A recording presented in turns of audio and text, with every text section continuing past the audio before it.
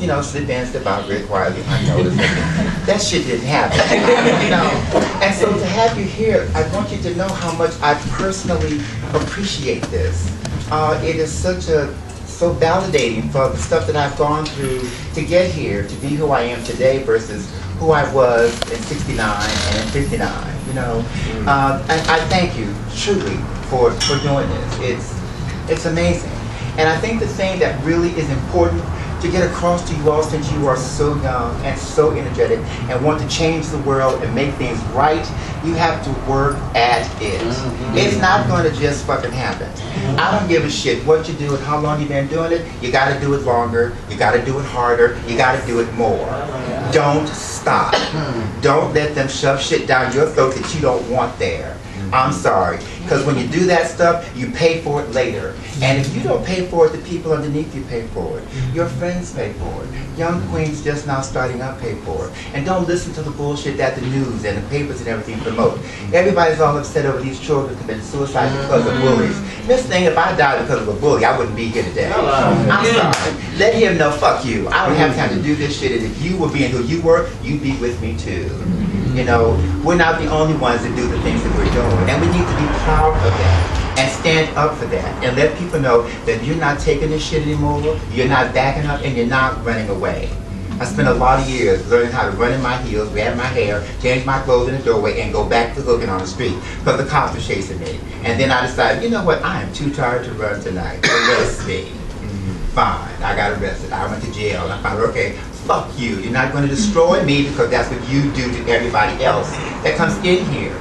So in this, believe in yourselves. Start with you, and then it will slowly but surely branch its way out.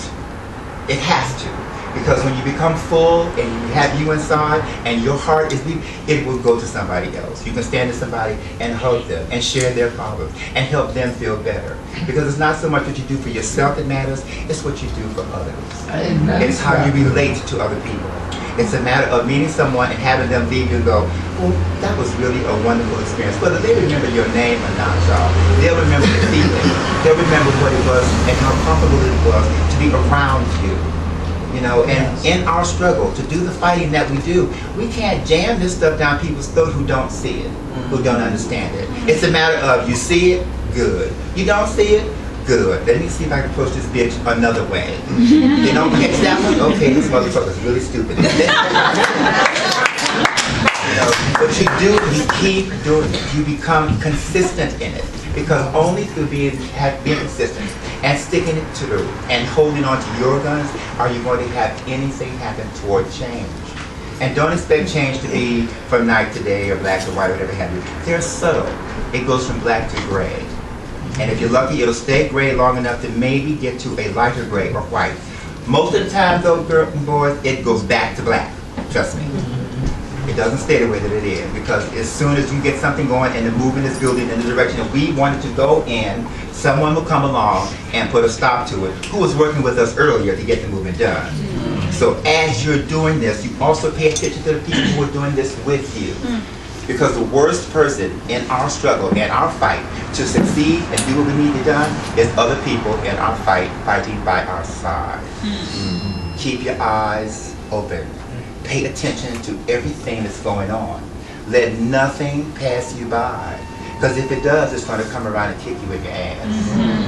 And that's not a pleasant feeling, y'all. It's not my thing. You know, that bonding shit is not working. So don't go there. You know, and to keep alive the feelings and stuff that you have, because one of the things that happens is we do not stay young and beautiful. I thought I would. You know what I mean? And in that request to do that, what happens is you lose your heart in this. Don't lose your hearts. Hold on to them, because they're all that you have. And with them, tie that to your spirit. Tie that to your emotions. Tie that to your wishes and dreams for a tomorrow. Because granted, y'all, we may not see it, but there's one coming.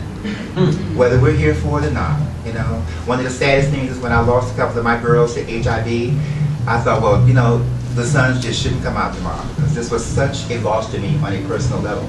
But the sun came up, and the bitch was shining brighter and harder than it had been in days. I was pissed for eons. How dare it? You know what I mean? I am just crushed here, and you're going to let the sun shine. And people be out there singing and dancing. Fuck you. How dare that? You know what I mean? So you adjust to this, you know, and you keep moving forward. One of the things that has happened is years ago, you know, we couldn't be out like we are today. You know, you all have gotten such a liberty at being able to throw your shit on and hit that street, catch a subway or a bus, ride a plane to another city in comfort. Maybe not style, but comfort. You know?